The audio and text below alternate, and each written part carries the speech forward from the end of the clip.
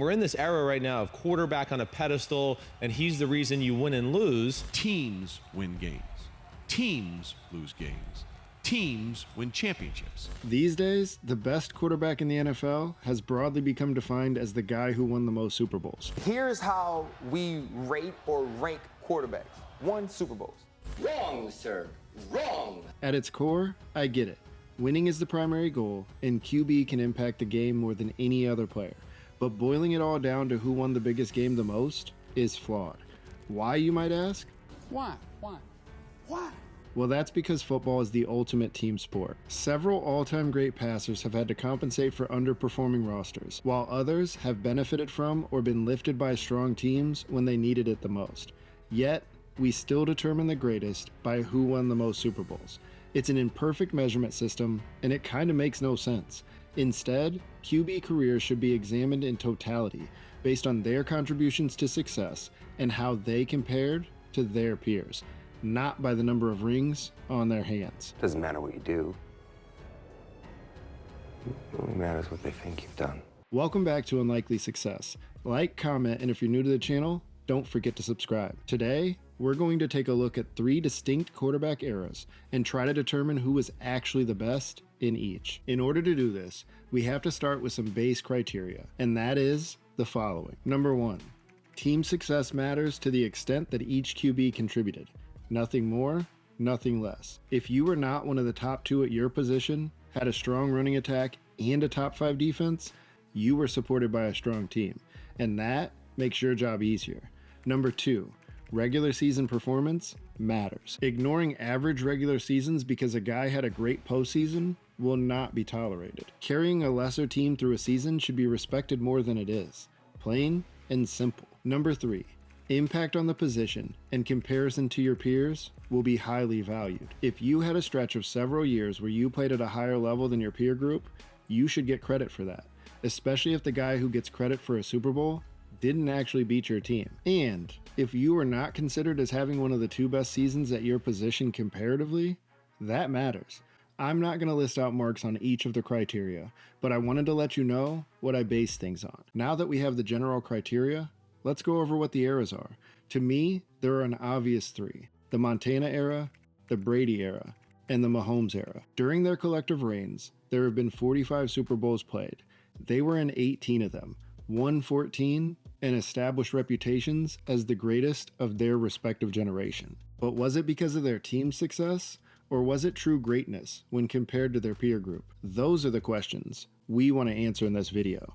Each one has a claim, sure, but our focus is whether that claim is valid when analyzed against their own eras, and in order to do that, we have to discuss the contenders and break down how they stack up against what has been labeled as the guy of their generation. Each era will have 2 to 3 contenders, and my stance on where they stand within the respective generation. With all that being said, we'll start with the current era and work our way backwards. The Mahomes era. In the Mahomes era, there are 4 guys who I consider to be contending for the best QB. Number 1, Lamar Jackson. Lamar Jackson is possibly the most freakish athlete to play QB this side of Mike Vick. Coming out of college, scouts and media members wondered whether he should switch to wide receiver, but luckily for NFL fans, he never even considered this. After falling to the last pick of the first round, he joined the Baltimore Ravens, and all he has done since is become a 2-time MVP, the greatest rushing quarterback of all time, and develop into an elite passer. Yeah,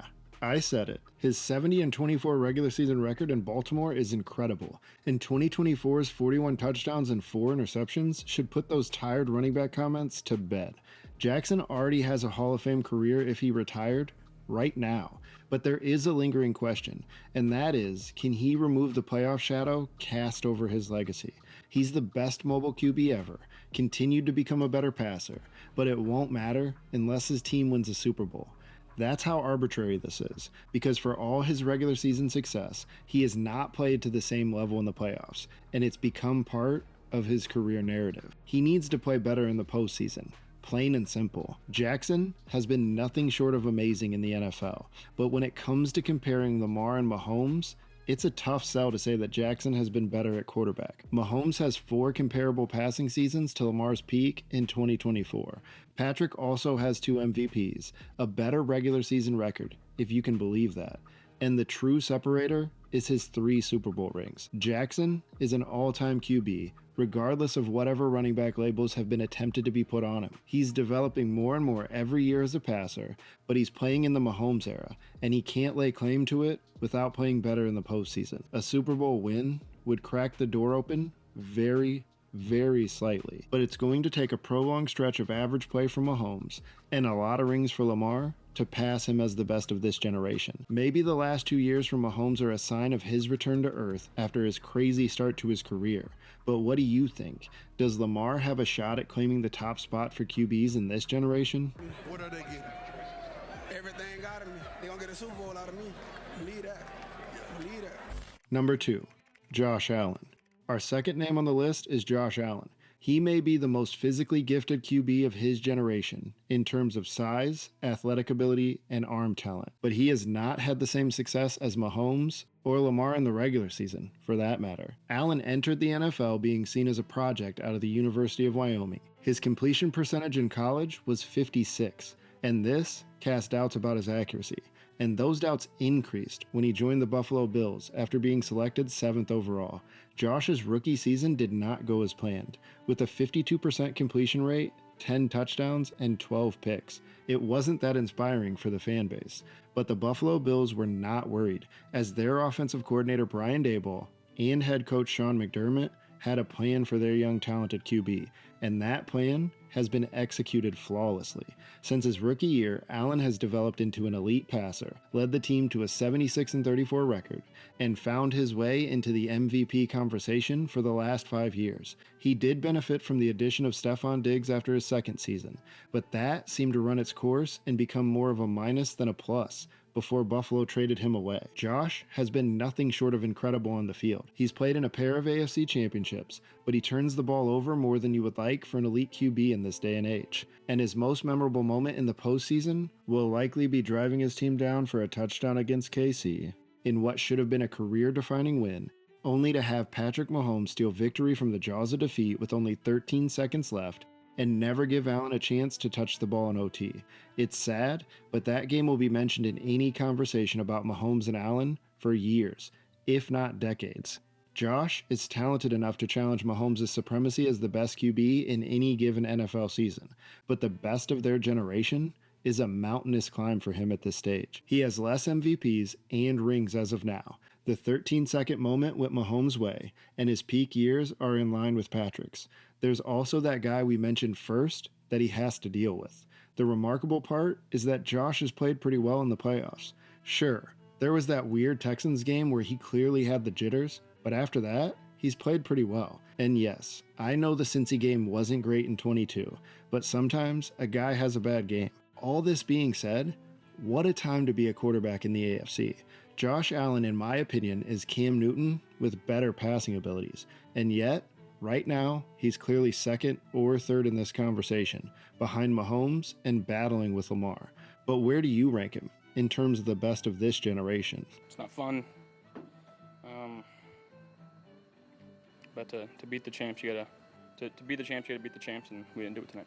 Number 3, Joe Burrow. There's really only one quarterback that belongs in this spot, and that's Joe Burrow. Burrow came into the NFL on the heater of all heaters. His senior year at LSU may be the greatest college season ever played by a quarterback, and it came out of nowhere. The guy was an injury-prone backup at Ohio State, and then an OK QB at LSU, before becoming a national champion and Heisman Trophy winner. He has a full video on the channel covering this topic specifically. You should go check that out. All of this had led to Burrow being the first selection by the Cincinnati Bengals. His rookie year would show promise, but it ended in a torn ACL, which turned out to be a blessing in disguise, as it led to the team's ability to draft his college teammate, Jamar Chase, 5th overall. The team did invest heavily in offensive line and free agency, and this led to Burrow's sophomore season becoming where his legend grew, as the team went from 4-11-1 to 10-6, and they made one of the more unlikely Super Bowl appearances in recent memory.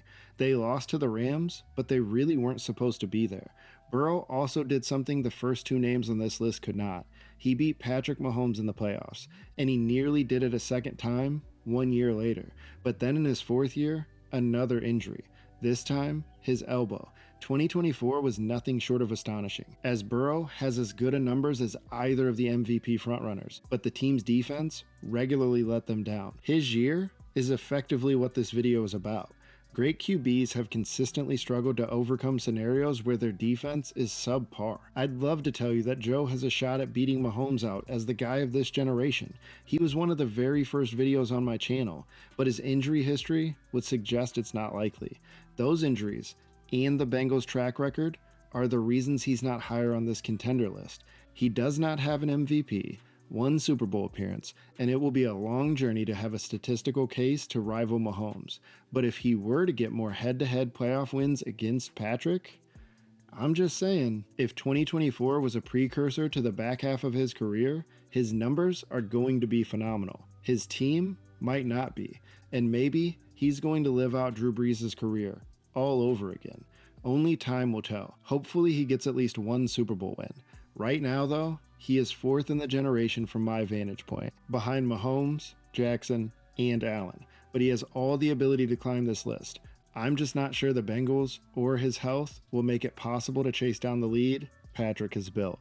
We talked about it yesterday, just that chip on your shoulder. Everyone talking about a neutral AFC Championship game, not even thinking about you guys. How much did that motivate you coming into this? You better send those refunds. To be the man, you've got to beat the man. The greatest advantage an athlete can have is another man's fear. Ooh. They fear Patrick. They know. Talk this, they know if it's a one-score game, they can't see it. The popular choice, Patrick Mahomes. Patrick Mahomes had a college career that was somehow both under and overwhelming. He lit up the Big 12 with his passing prowess, but also finished with a losing record due to his supporting cast. This all led to him being seen as a gunslinger, and far from a sure thing, entering the NFL draft. But there were two future Hall of Fame coaches that absolutely loved him, Sean Payton and Andy Reid. Chicago probably should have taken this as a sign that he was the superstar in the draft. But hey, who am I to say what the Bears should do? Reid would maneuver to get just ahead of New Orleans and select him 10th overall, and Mahomes could not have landed in a better spot. While sitting 1 year behind Alex Smith, a very underrated QB in my opinion, Patrick was allowed to develop, but it was never going to be that long before he was the starter. And an offseason trade cleared the path for what can only be described as a phenomenal first season as a starter, throwing for over 5,000 yards, 50 touchdowns, winning an MVP, and one offsides penalty away from beating Brady to go to the Super Bowl. Since then, all he's done is win 3 rings, a second MVP, become the fastest quarterback to 100 and 200 passing touchdowns, and holds a better than 800 winning percentage. He's also beat every one of the contenders on this list in the playoffs. Sure, his numbers have tailed off the past 2 years, and the refs are making it harder and harder to believe that they're calling it fairly. But he's clearly the number one guy of this generation. And that's saying something, because all 3 of the QBs I mentioned before him are all-time talents. And this was by no means a comprehensive listing of the other possible contenders lurking to dethrone him. For now, though, this era belongs to Mahomes. Is there any question in your mind that Patrick is the best QB of this generation? It takes everybody. It takes every single person on the team. Now, just an FYI, as we move into the next 2 eras of quarterbacks, they will be covered a little more in depth as their careers are completed. The Brady era. Number 1, Peyton Manning. We'll start this off with Peyton Manning, because the Tom Brady era is forever linked to the Peyton Manning era. There's a full video on the channel about Peyton, but I'll summarize here and then go deeper into something I saw that was very interesting in the comments. But let's start with the summary first. Manning was considered a generational prospect by some, but not all. There were those who doubted. I can remember when Peyton Manning came out of college, the same year Ryan Leaf did. I preferred Ryan Leaf because I saw Peyton play live. The Colts selected him first overall in the 1998 draft, and they reaped over a decade of rewards. They had won 2 playoff games over 20 years prior to Manning arriving, but that would all change. In Manning's 13 years in Indy, they had 11 winning records, won 9 playoff games, won a Super Bowl and lost one, and became one of the NFL's premier teams. It wasn't perfect all the time, but it was much better than where they were before him. He also won 5 MVPs, made 10 All-Pro teams, only threw for less than 3,700 yards once in a 17-year career. But for this part of the video, I want to do something a little bit different, so please bear with me. I saw a lot of the comments talking about how Manning was a choke artist in the playoffs, and I want to speak in depth and contextualize this. In 1999, the Colts lost to the Titans, who outrushed them by 100 yards. Peyton had 100 more yards than Steve McNair, but they lost that game. In 2000, the Colts lost to the Dolphins in a game where they were again outrushed by 100 yards. Manning threw for nearly 200 yards and had an 84 rating. Good enough to win, but certainly not great. In 2002, Manning had an awful game against the Jets. They were outrushed again by over 100 yards, but this was probably where the narrative that he was bad in the playoffs really began. Except that's not actually what happened the next few years. In 2003, Peyton had a 5-touchdown, nearly 400-yard wildcard game, followed that up with 300 yards and 3 touchdowns in the divisional round, and then lost to the Pats in the AFC Championship, a game where he threw 4 picks and was clearly outclassed by the best defensive coach of all time. If you're wondering, Brady had the exact same yardage total, with 1 touchdown and 1 interception. In 2004, he opened with another blasting of the Broncos with nearly 500 yards and 4 touchdowns. Seriously, he owned them. Then he played the Pats, and he struggled a little less, but they also scored less against them. If you're wondering, Brady threw for less than 150 yards and 1 touchdown. But it didn't matter how average Brady was, because the Pats had 150 rushing yards more than the Colts. Note here, 2003 and 2004 were the only times Brady won the head-to-head playoff matchups against Manning, and neither time featured Tom carrying his team in any way. I just want to make that clear. He played solid in one and stayed out of the way in the other. 2006 is brought up the most, and that's because the Colts won the Super Bowl, and the spin on that is that they won because of everyone besides Manning, and that case could definitely be made for some of that run, but not the AFC Championship game. In that game, Manning threw for nearly 120 yards more than Brady, led an 18-point comeback in the second half, and put to bed the he can't beat the Pats talk. Then, he led the Colts to a Super Bowl win. 2007, the Colts lost to the Chargers in a game where Manning threw for 400 yards, 3 touchdowns, 2 picks, and had a 97 passer rating. Brady played the same team and won, while throwing for 200 less yards, 1 less touchdown, 1 more interception, and a 30-point lower passer rating. The difference? How Phillip Rivers played in each game. I'll let you look that up. And don't forget, this was the year that Brady had prime Randy Moss. In 2008, Manning had a 300-yard game with a 90 passer rating, and they lost again to the Chargers. Not exactly his fault, but also, the Chargers never making a Super Bowl in this era is kinda wild. In 2009, the Colts would go to the Super Bowl, but along the way, they played the Ravens 1 week after New England did. Brady put up a very rough stat line of 154 yards, 2 touchdowns, and 3 interceptions, and this is when his team needed him to come through the most, as they were outrushed by 150 yards. It was a cold game, but from what I've been told, Tom was a cold weather guy. 1 week later, Manning beat Baltimore, indoors, because they were the #1 seed, and he had much better numbers when the team needed him to deliver. Indy would lose the Super Bowl due to an interception return for a touchdown, and that would re-spark the conversation about Manning being a choke artist. It shouldn't have, but it did. 2010 would see Tom and Peyton lose to the same team for a second time.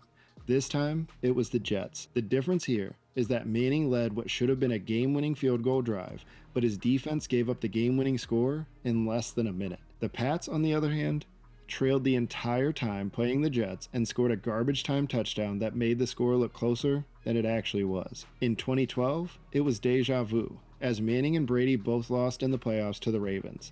The differences here was it took a last-second miracle for Baltimore to score overtime and then beat the Broncos in the second OT. The Pats had the lead at half, put up 0 points in the second half, and it was another moment where they needed their superstar to carry them, and he didn't. 2013 was the year that the Legion of Boom made mincemeat of the Broncos, and people loved to point this out. But who did the Broncos play the week before?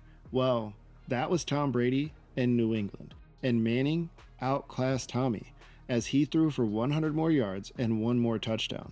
Feel free to tell me how Manning had the better weapons. Point is, it's easy to say Manning lost the Super Bowl, but you can't ignore that he beat the Pats just a couple weeks before in the playoffs. 2014 is a year where you could put the blame on Peyton for not stepping up enough against the Colts. His numbers were average, and they lost. 2015 was a balancing of the scales in a lot of ways for Manning. He was clearly carried by his defense, and in what I can only imagine was a satisfying turn of events, he got the head-to-head edge over Brady in the AFC Championship that year, a game where Brady clearly let his team down. He missed an open Gronk in a big moment and threw 1 touchdown to 2 interceptions with a 56 passer rating. Meanwhile, Manning got to put up numbers reminiscent of what Tom did when the Pats beat the Colts in 03 and 04. And spare me with all of the cold weather nonsense. The 3 best year stretch of Peyton Manning's career came in Denver as a Bronco, not in Indy as a Colt.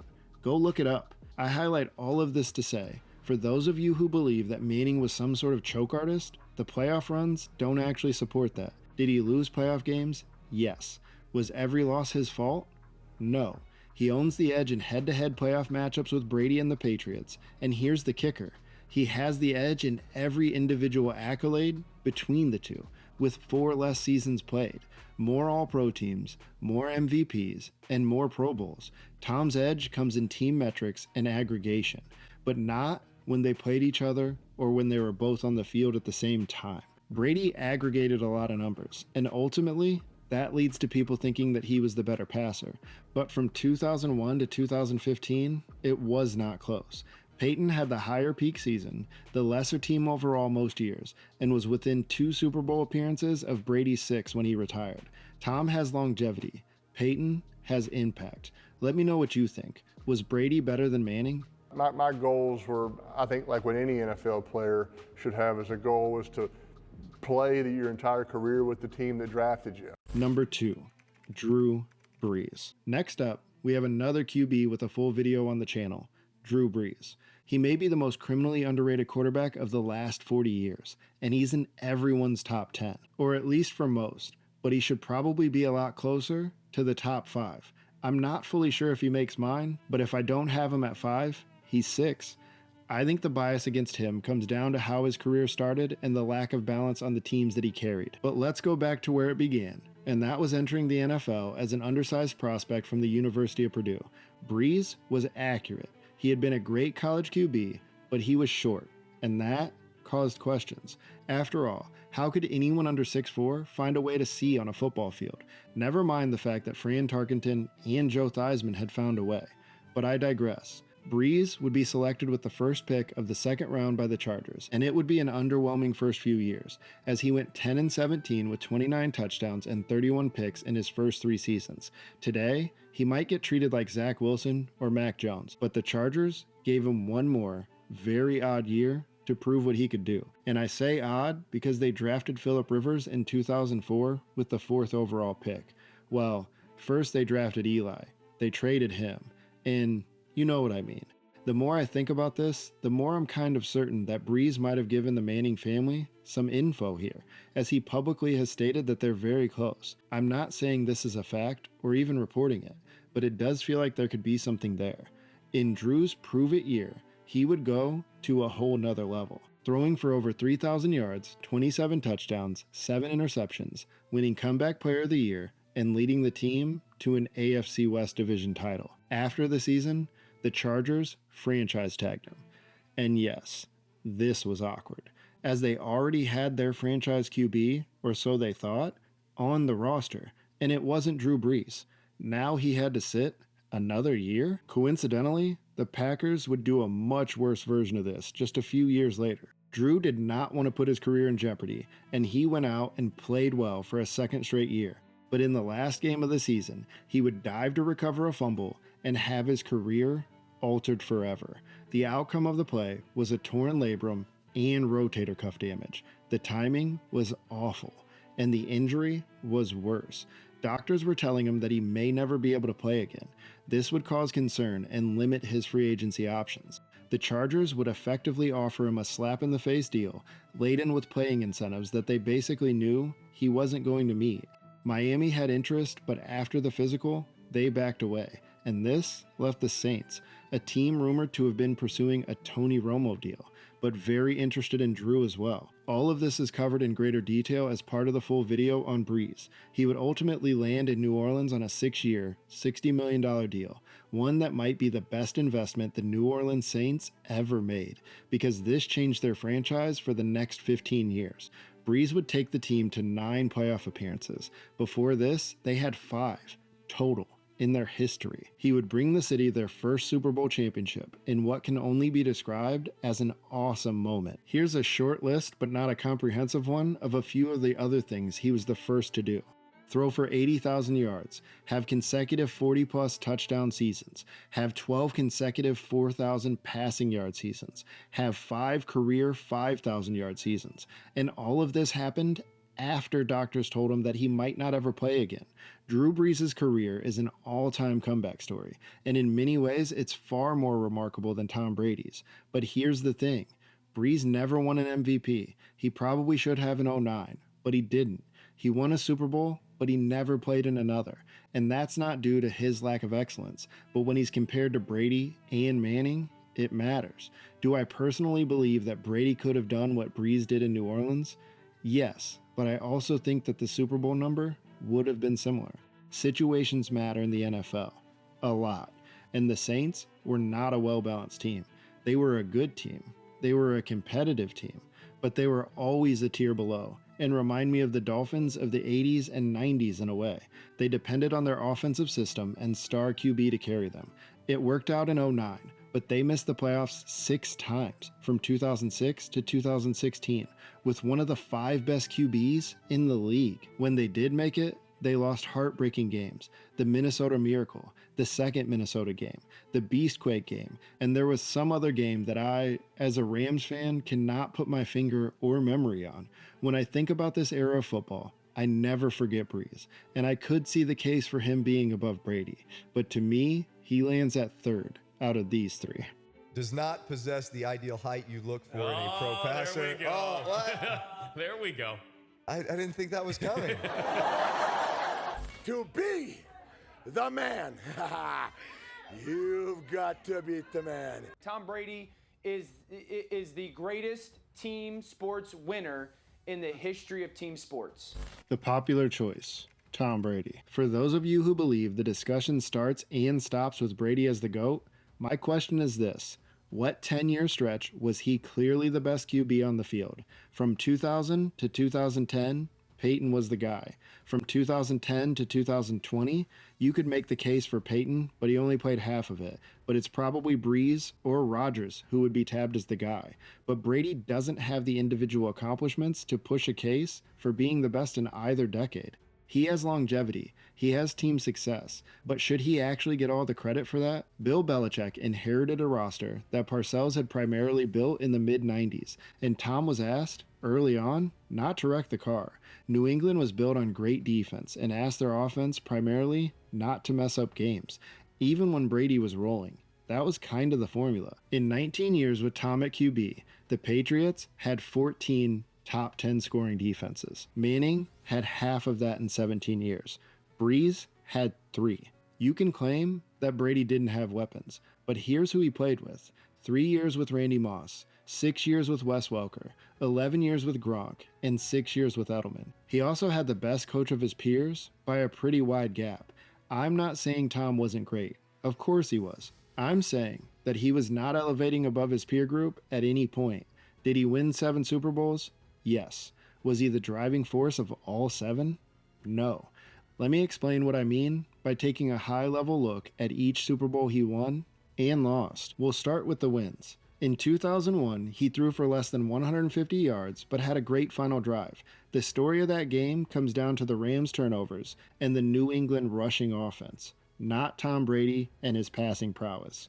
In 2003, he had an excellent game and a great final drive, but Jake Delhomme actually had slightly better numbers than him, but that doesn't take away from what Brady did. He had an excellent game. In 2004, the best player, probably on either team, was playing on a broken leg. The New England defense forced 4 turnovers, and the opposing QB had 100 more passing yards than Tom Brady did. 2014 ended with a call that every Seahawks player not named Russell Wilson is still mad about, but Brady played well in that game. He shouldn't have won, but he played well. 2016 is clearly the game that Brady's legacy was impacted by the most, and this is because he came back from 28-3, and that is incredible. But is that more about the Falcons collapsing? I can't really answer that, but he played really well in that game. 2018, the Pats put up 13 points. Brady threw for 264 yards and an interception. Is that really the driving force? To me, it was the Patriots defense, but that's just me. 2020, with the Bucs, he had a great game, 201 yards and 3 touchdowns. Here's who his receivers were for that game: Antonio Brown, Mike Evans, Chris Godwin, and Rob Gronkowski. Name me a team that Brees or Manning had with that type of receiving core. Now, let's get into the losses. In 2007, the Pats came in with a far superior team, more talented skill positions, MVP QB, and then put up 14 points. In a game decided by a QB making a big play, it was Eli who did it. Brady played okay, but the Pats needed him to be great. In 2011, New England comes in again with the better weapons, a top 10 offense, and can't score in the fourth quarter when they needed it the most. 2017, New England comes in again with the best offense in the NFL, and they play like it. But the biggest takeaways from this game are Brady getting outdueled by Nick Foles and the strip sack that he took in the final 2.5 minutes. My point in all of this is that winning Super Bowls is a team accomplishment.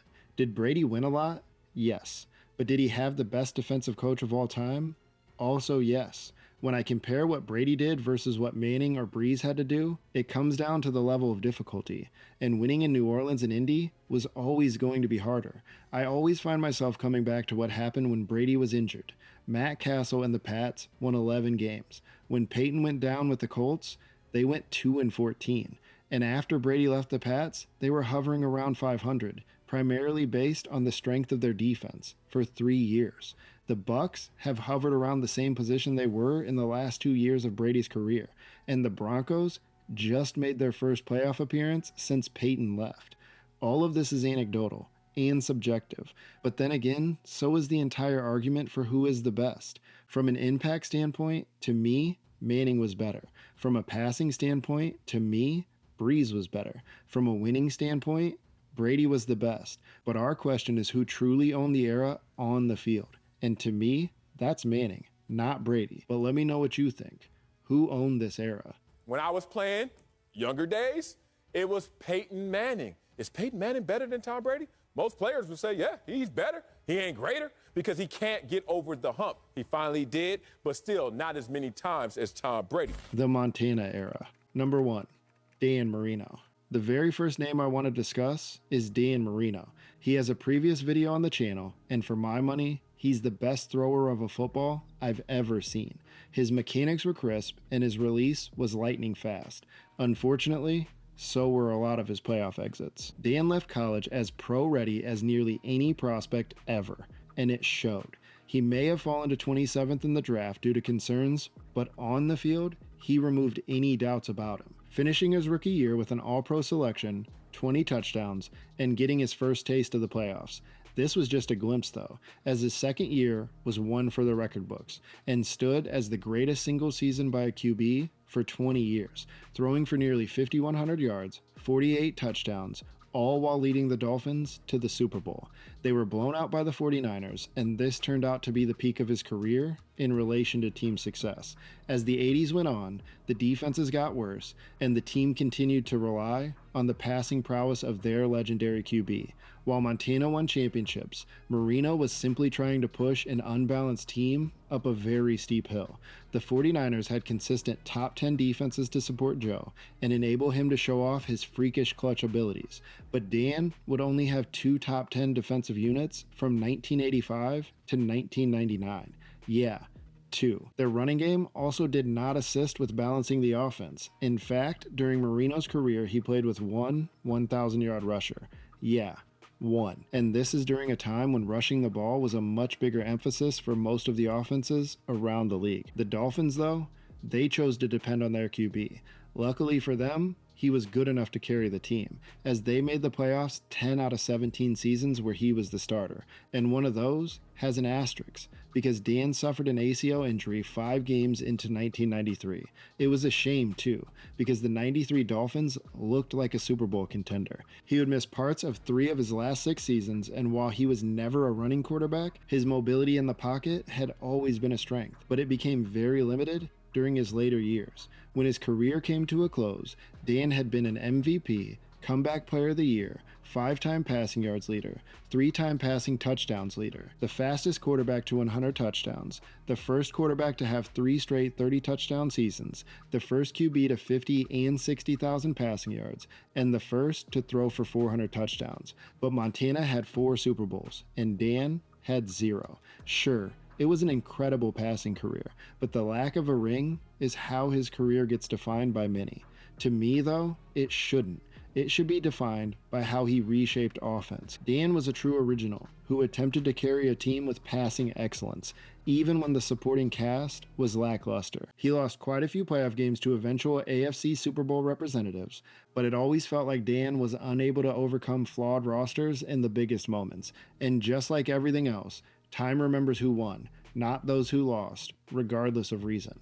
Few Super Bowl winners, if any, have been as unbalanced as the Dolphins were, year after year. But time loses this fact.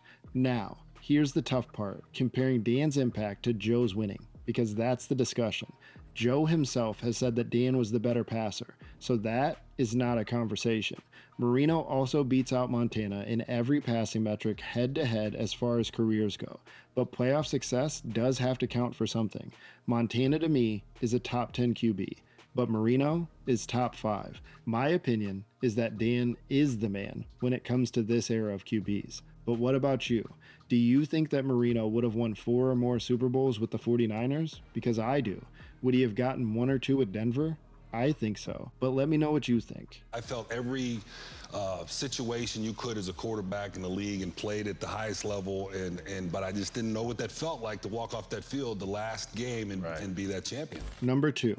John Elway. Our next name is the OG generational QB prospect, John Elway. He had it all based on what analysts look for: strong arm, excellent accuracy, incredible athleticism for the position, and what they considered as an elite ability to lead. He was can't miss based on their evaluations. Coming out of Stanford, he had a single winning season, but it did little to dissuade evaluators. In a very rare move, he threatened to play baseball for the Yankees if the Colts selected him first overall. It was a calculated game of chicken by the young QB, and it worked. He would be traded to the Broncos after being selected by Indianapolis, and this would start his ascension into superstardom. Or at least, that was the assumption, but it took longer than expected, much longer. Fun fact here, the 49ers actually explored trading for Elway.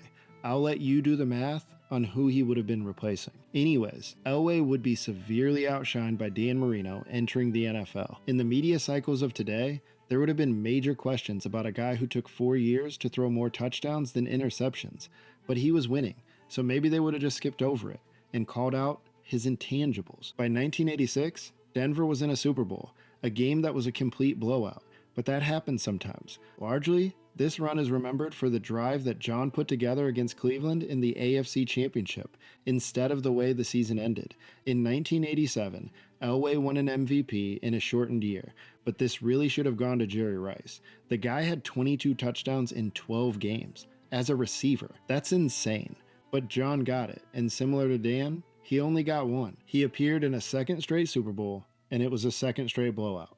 There was a third appearance in 4 years in 1989, but again, it ended with a lopsided score, and the Broncos were on the wrong side of it. Interestingly, at this stage of his career, he had 6 more touchdowns than interceptions, was regularly behind Marino in passing yards and touchdowns, was not winning like Montana, but he was thrown into the group with them.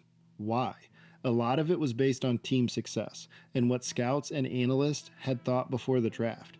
He was the star that was promised after all, but it still didn't quite work out like that, because through 1992, he had 1 more touchdown than interception. These are regular season numbers, but if you want to add in the playoffs, it's only 1 more TD than pick. Now this is where it gets interesting though, because from 1993 to 1998, he threw 73 more touchdowns than interceptions.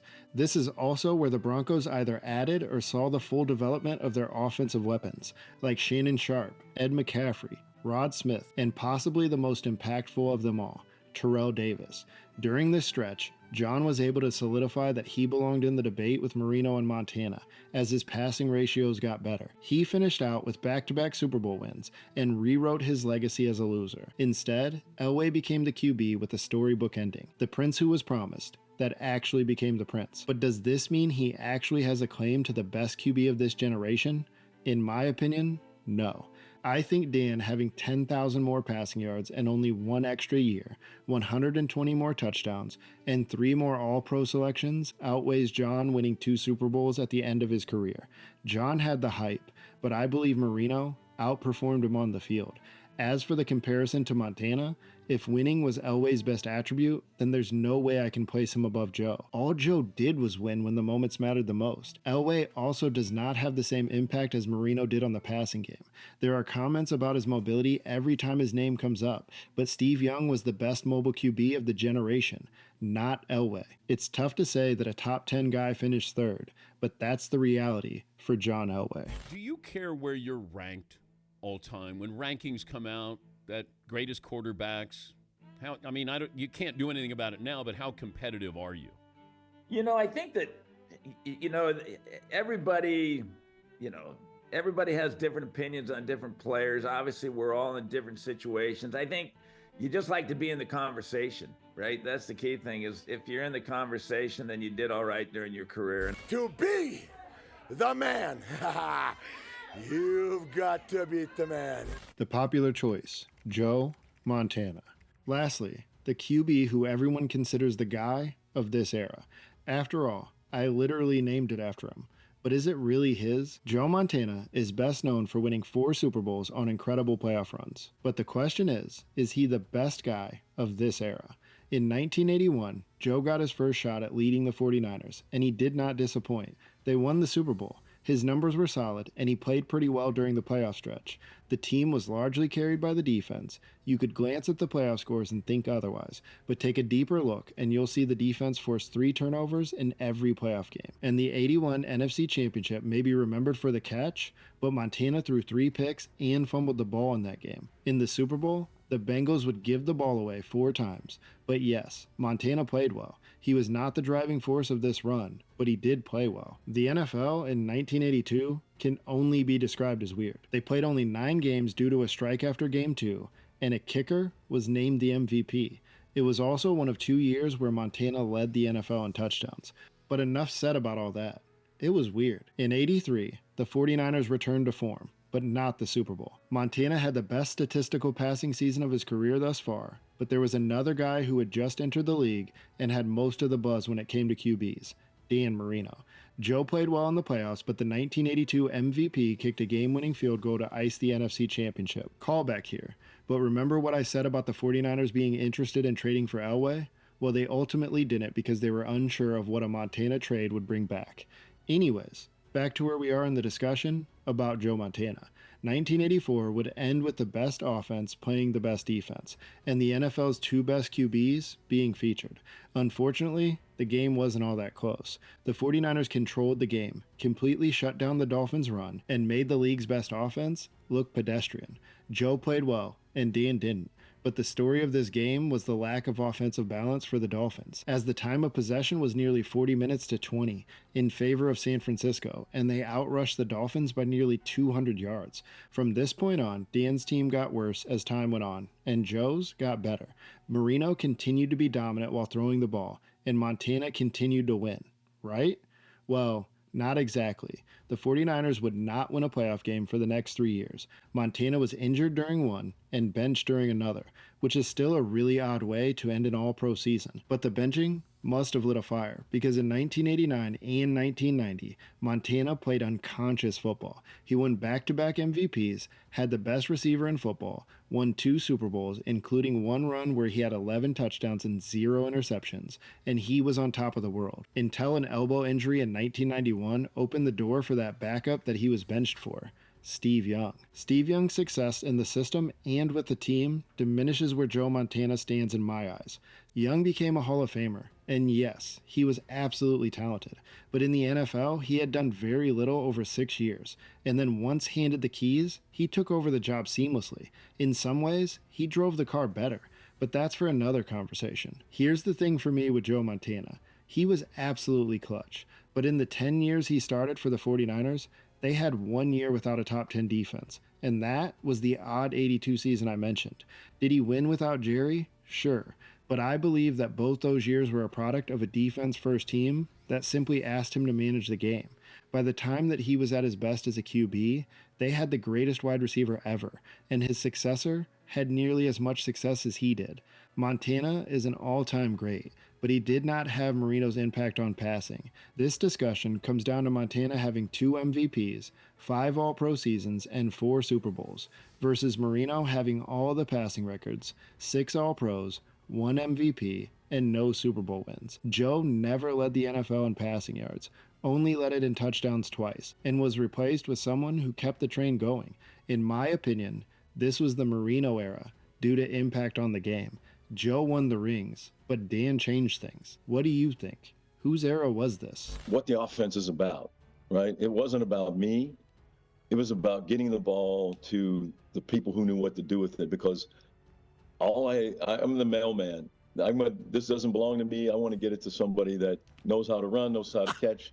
And we had, especially late in my career, when you get guys like Jerry Rice, John Taylor, Brent Jones, Roger Craig, on down the line, all you got to do is get the ball to them. These days, quarterbacks are judged by winning, and not just winning records during the regular season, but Super Bowl wins. ESPN flip-flops daily who's the best or isn't, based on who did or didn't win, week in and week out. The impact of a great QB is boiled down to, did you win? Put up 300 yards and 4 TDs? Someone will say it didn't matter if you lost 38-34. But we know that teams win for multiple reasons, and the best of any era cannot simply be based on who won the most, at least not to me. Let me know what you think in the comments. This has been The Unlikely Success. They assign wins and losses to starting quarterbacks. That is the dumbest metric in the world to decide whether or not a quarterback is playing well or not. Because teams win games. Teams lose games. Teams win championships.